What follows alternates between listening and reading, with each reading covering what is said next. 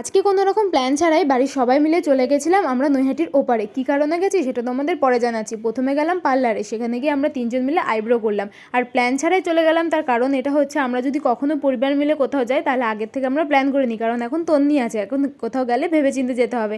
এখানে তারপরে চলে এসেছি বোতল নিতে, বোতলের দাম মাত্র 20 টাকা, তবে আর নিইনি কারণ এগুলো 2 দিন পরেই কেমন একটা হয়ে যায়। তন্নি বড়মার মন্দিরের সামনে এসে ঢাকের আওয়াজে সুন্দর নাচ করছিল। যেটা মেন কারণে এসেছিলাম সেটা হচ্ছে এই সোনার দোকানে একটু যেতে হবে, কারণ মা কিনবে একটা আইসতি। আর কোন আইসতিটা কিনেছে সেটা তোমাদের পরে বলছি। এখানে অনেক ধরনের ছিল, কিন্তু মা কিনেছে একটা বেশ সুন্দর ডিজাইন দেখে, তোমাদের আমি সেটা পরে দেখাবো। এদিকে অনেক ধরনের কালেকশন ছিল, তবে একটা ডায়মন্ড নোজপিন নেওয়ার ইচ্ছে ছিল।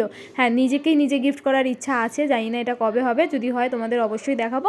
আর এই আইসতিটা দেখছো, এটাও ভালো লেগেছিল, কিন্তু ওটা নেওয়া হয়নি। কী নিয়েছি সেটা তোমাদের পরের মিনি ভ্লগে দেখাচ্ছি। টাকা দিয়ে এখন বেরিয়ে পড়লাম, বড়মার মন্দিরের সামনেই ছিল দোকানটা। বাড়িতে আসলাম, বাড়িতে এসে মনিকা জন্মদিনে ট্রিট দিল মনিকা, আর এইদিকে আমি নিয়ে এসেছিলাম ফুচকা। ব্যাস, আজকে একটুখানি ভিডিওটা টাটা।